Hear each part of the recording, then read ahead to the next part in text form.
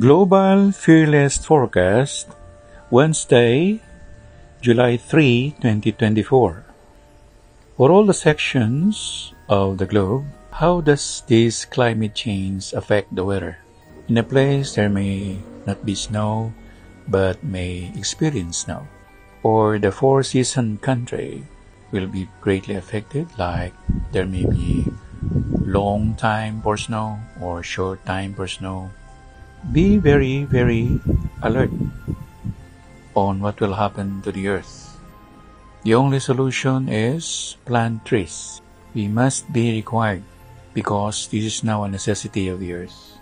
And if you don't act right now, earth is now globally heating itself. And this may awake all the dormant volcanoes all over the globe. Ang ating pong fearless forecast ngayong araw na ito ay may kinalaman sa pag-iingat sa atin sa kapaligiran, sa environment natin. Sana nga po tayo ay, kung meron tayong lupa, magtanim tayo ng puno, kahit anong puno.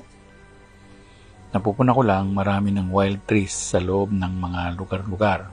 Dati walang ganon. Pinapalitan nila ang mga punong pinuputol ng mga tao. Paghandaan natin ang panahon dahil hindi palaging may puno.